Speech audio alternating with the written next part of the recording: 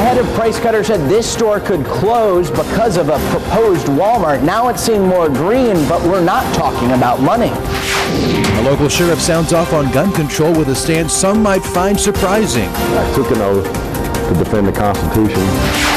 Required haircuts for high schoolers. There's the students that think this is invasion of privacy. Why it's not about grooming, but about the war on drugs. Next. You're watching Color 10 News at 10 in high definition. A local company tonight wants customers to speak up before Walmart starts building a new store. Hello again, I'm David Oliver. And I'm Ashley Ketz. Price Cutter CEO Eric Taylor says the Bistro Market downtown will close if a new Walmart goes in at Grand and Campbell. Taylor will be holding a news conference tomorrow. Color 10's Kevin Schwaller is live downtown at the Bistro tonight. Kevin, what do we know about tomorrow's announcement? Right now, we know that it's going to be about Walmart and this place, but that's about it for now. We're going to have to wait until the press conference tomorrow. If you come in tonight, though, on the eve of that conference, you'll see these at the registers, and you'll find out that a campaign is already underway. I'm here first thing in the morning to have my Starbucks. The baristas at the Bistro Market downtown know Robert Lindsay's name before they ask to write it on the cup. A place I come and go at twice a day. Coming to the Bistro is part of his daily routine. When this Bistro opened up, it just enlivened the downtown. Now he's one of the customers who does not want Walmart to move in at Grand and Campbell. The head of Price Cutter, Eric Taylor, says the Bistro Market was never meant to make money. It was meant to help downtown. He put the future of the Bistro Market bluntly in a recent meeting. If Walmart comes to that location, we can't take another hit. So that store's closed automatically. Good to bring attention to what's going on into the community. Customers are also picking up flyers saying, "We believe in downtown." Then they're directed to the website. There, the store has information about how to contact City Council and attend a meeting about the issue. Two for-profit companies are promoting their interests. Price Cutter CEO argues its business is also in the interest of the community. We got a statement from Walmart about all this. It says the customer voice is clear and demonstrated every time we open a new store, as thousands of local residents in Springfield have shown their support by shopping our store. Many residents have told us they plan to shop our store when it opens and look forward to saving lots of money on the products they need for their families. We look forward to serving customers at our new store soon. Taylor says two other Price Cutter locations could close besides this one if that Walmart goes in. The public has a chance to comment in front of City Council. That's on February 11th. Reporting live in Springfield, Kevin Schwaller, Color 10 News. In tonight's storm coverage here on Your News at 10, the National Weather Service is confirming 2 tornadoes touching down in the Ozarks. One was near Gerster in St. Clair County. It was an EF1 damaging barns, outbuildings, and trees. No one was hurt there. There was another twister near Cedar Springs, an EF1 storm about 2 miles long and 200 yards wide. A roof was blown off, a house and several trees were uprooted. There was also damage to a barn and other outbuildings as well. Now here's some video of damage to a home from the Willard area here in Greene County. The National Weather Service says tonight straight line winds caused this. Several trees were also damaged. The National Weather Service estimates the winds there were about 70 miles an hour. And wind blew off part of a duplex roof in Springfield. This was over near Grand and Fort. That roof landed across the street. Shingles and insulation were strewn about the area. Crews with city utilities had to repair some power poles there too overnight.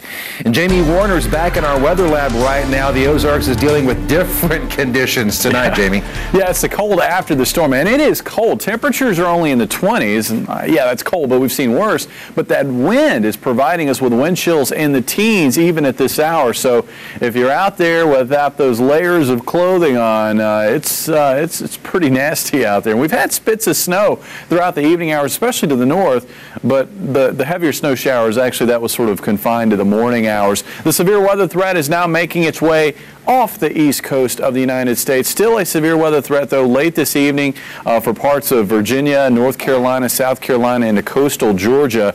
And we had numerous reports north and west of the Atlanta, Georgia area earlier this afternoon. But again, for us, it's all about the cold, and another dose is coming tomorrow. We start off at 23. I think we're going to get some morning sunshine, but by lunchtime, more clouds roll in as an Arctic front moves in, and highs around 40 will fall, I think, into the upper 20s by late afternoon into the early evening.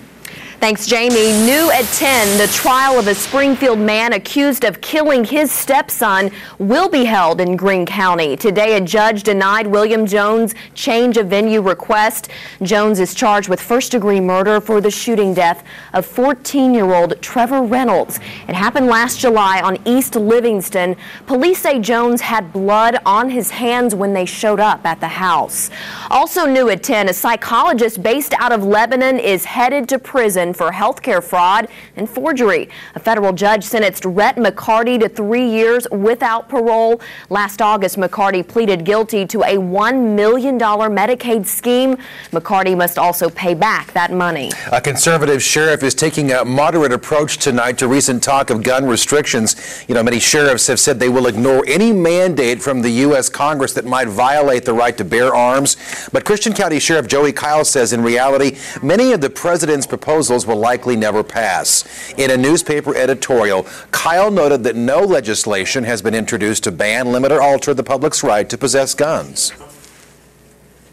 I agree in sentiment and in reality with the other sheriffs, but I think at this juncture it's a bit premature to be, shall we say, firing a shot across the bow when there's really not that much of a threat. Now, Sheriff Kyle says if the president were to sign executive orders that he thinks are inappropriate or perhaps unconstitutional, he would definitely join the other sheriffs. A lawmaker from the Ozarks believes tonight Missouri first graders should take a gun safety course. State Senator Dan Brown of Rolla introduced this legislation.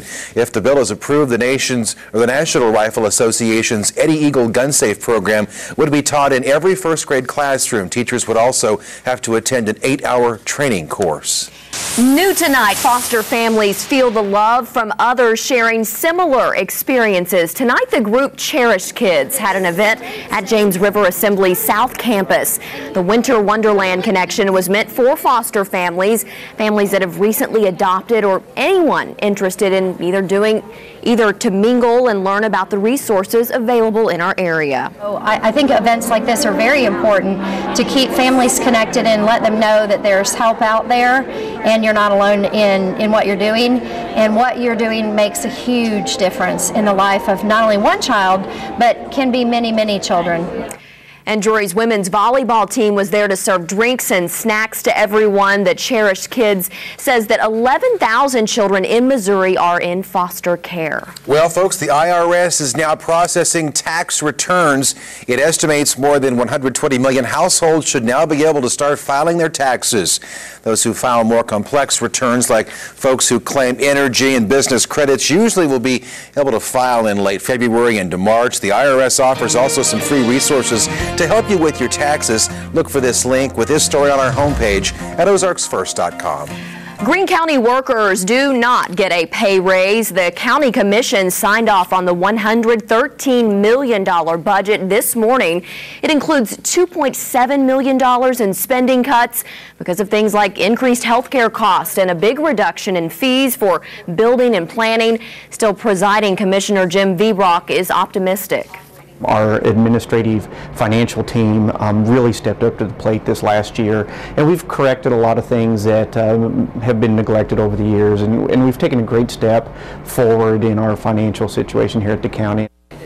The law enforcement tax passed last year will allow the county, though, to add more than 100 new positions. New at 10 tonight, the $4 million man lives in Christian County. Carl Pierce of Clever won the top prize in the Missouri Lottery's $4 million cash spectacular. We are told that Pierce bought his scratcher ticket at a come-and-go store in Republic. He's thinking now about buying a farm with his winnings. Good for him. Congratulations. Still to come on Your News Tonight, one Missouri high school takes testing students to a whole new level. And not academically, this is random and mandatory drug testing of all students. If a kid shaves his head, you can't avoid it. Arms, legs, underarms, never private areas. The concern of parents and kids in the school's justification. If you would like to follow Color 10 on Facebook, it's easy to do. Find the little Facebook icon right there on ozarksfirst.com. Then just like our Facebook page.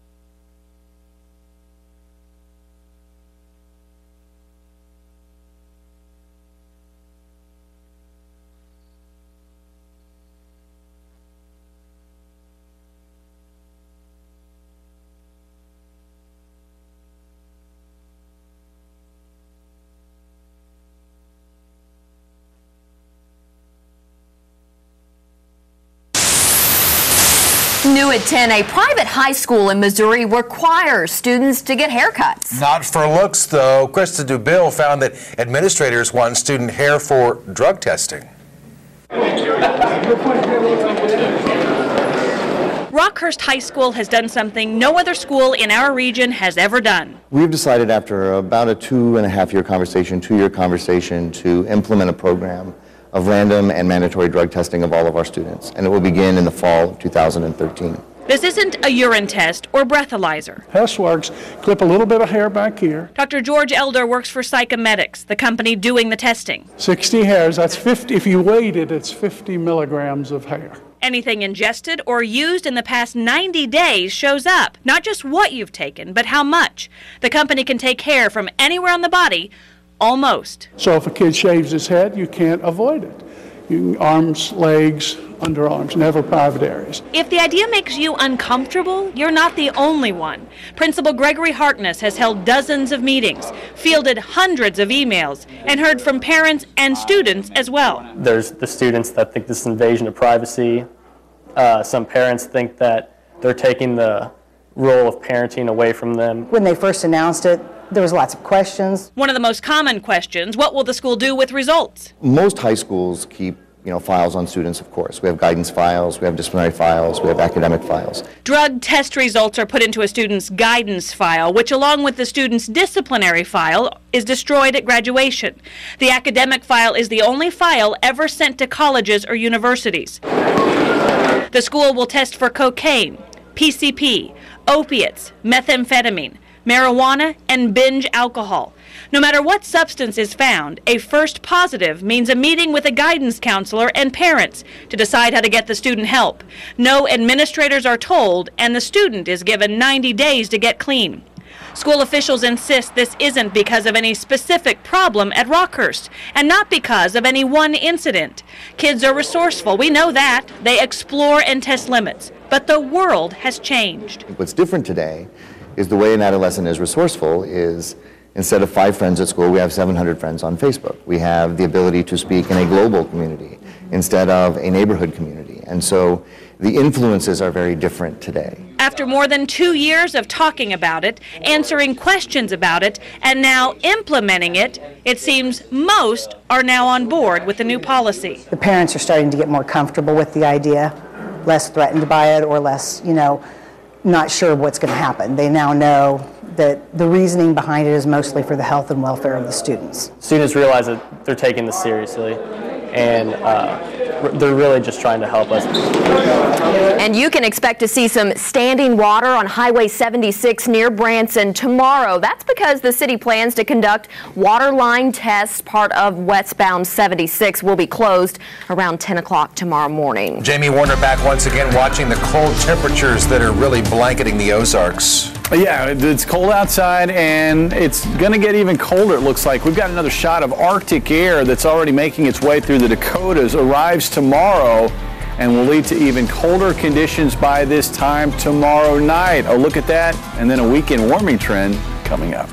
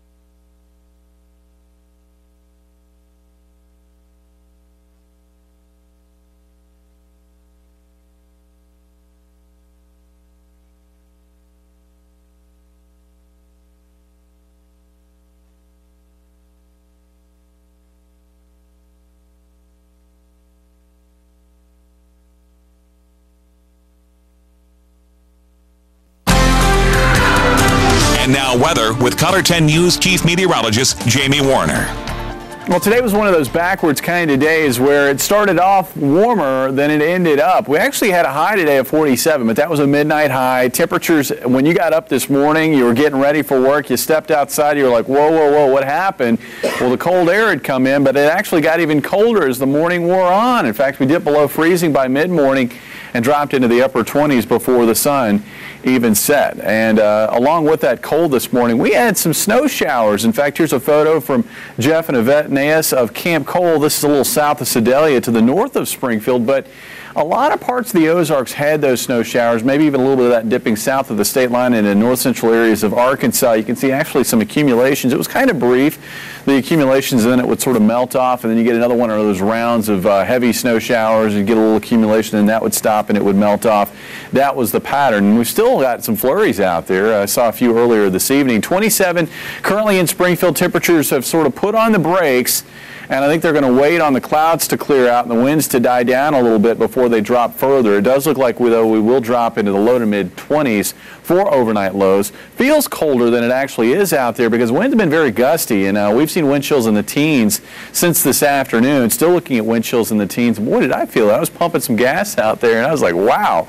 You know, I knew it was only about 28 degrees out there, but it certainly felt a lot colder than that with those gusty winds sort of cutting through you. Here's what's going on in the southeast. You wondered maybe where the severe weather has gone. Here it is.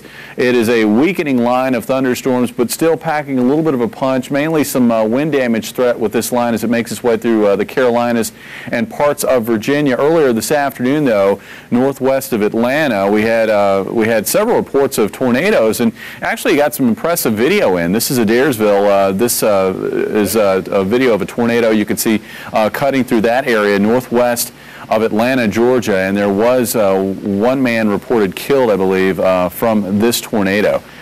So these storms have been deadly here across parts of the south and southeastern U.S. And of course, this is just day 2 of the severe weather that started yesterday in our neck of the woods. We had those 2 tornadoes northwest of Springfield in Cedar County and St. Clair County. Right now, again, watching quiet but cold conditions out there. Clouds are trying to gradually erode away from the west and southwest, and I think as the night wears on, they will. We should start tomorrow off with a little bit of sunshine, and in the morning temperatures will try to warm up, but by early afternoon an Arctic front is dropping south and it will move through the area. So look for clouds to increase once again by late morning. It'll go cloudy. Winds will become northwesterly, get rather gusty as that Arctic air comes in, and we could actually squeeze out some snowflakes as well. Wouldn't be surprised if we get some flurries. One model's actually been hinting at a little bit of light snow for at least a short time as that cold air pours in, and then skies will clear out as we head into the evening hours. And it looks like lows tomorrow night in the teens. Arctic air, though, will be short-lived. It'll swing across the lakes into the northeast and then back into eastern Canada, and then the pattern flattens out, becomes more zonal.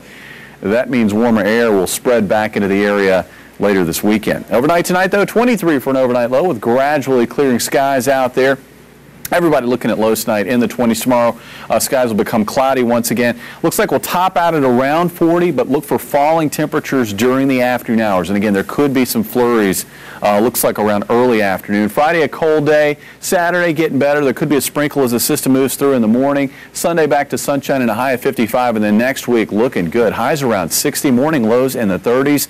And sunshine as we get another dose of springtime like we saw earlier this week. First week of February there. Hey, we're getting closer to spring. And of course, you know, weatherman's favorite, a holiday, Groundhog Day on Saturday. Take note, folks. What happens. Thanks, Jamie. The Mizzou Tigers were trying to win on the SEC road. Dan Lucy has the Tiger and Bears highlights and a Super Bowl report too next.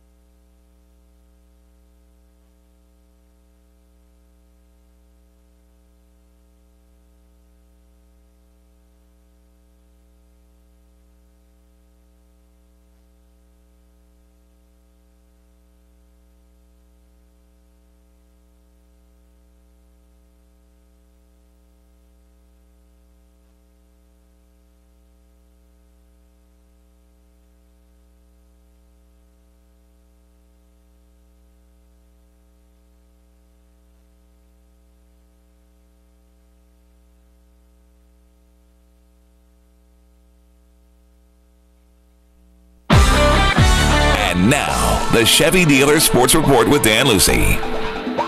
The Missouri State Bears may be major underdogs going into tonight's game against 21st-ranked Creighton, but the Bears will not be intimidated by the atmosphere. Missouri State looking for its third straight win in Omaha. Creighton has lost only one game at the CenturyLink Center this season. Bears hanging tough early. Gavin Thurman with a three.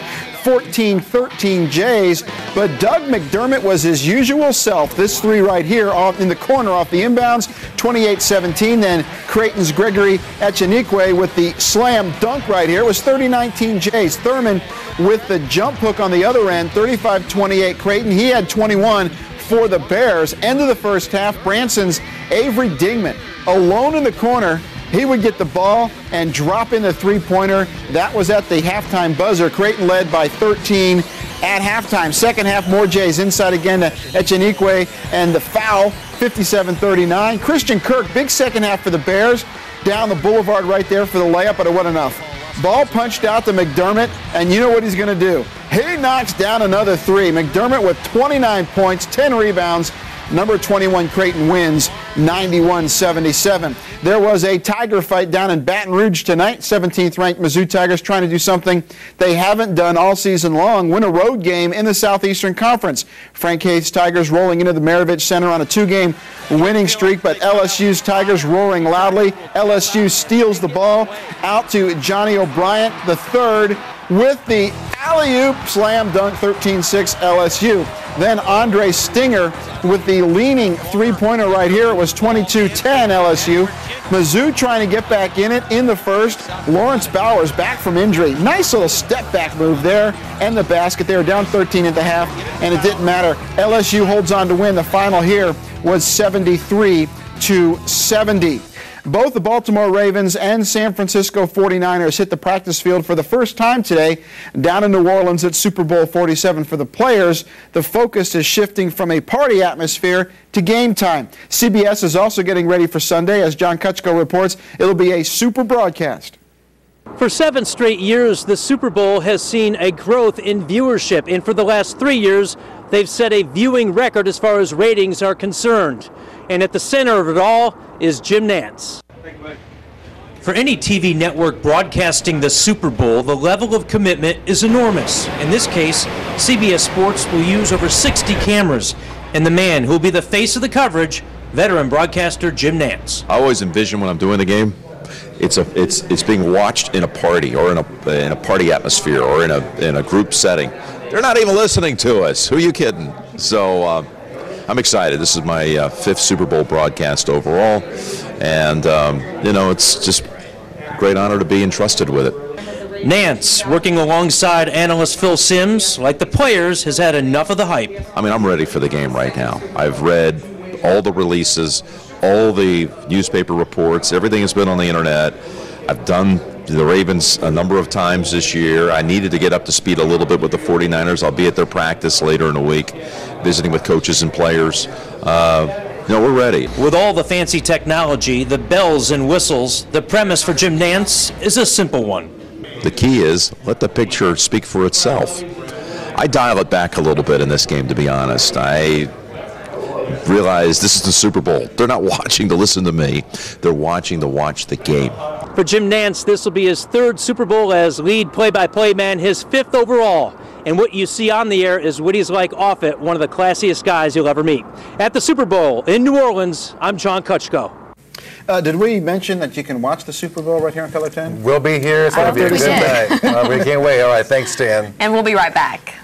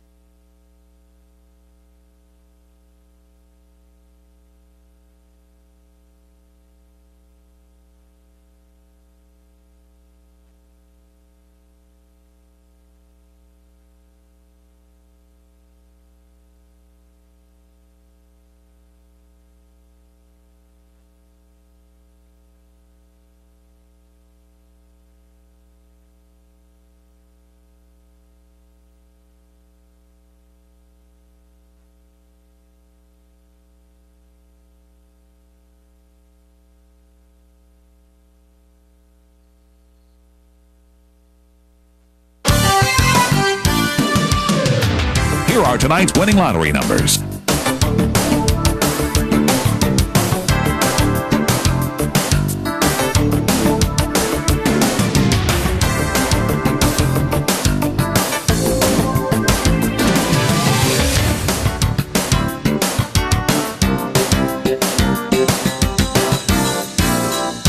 Color 10 News will continue in a moment.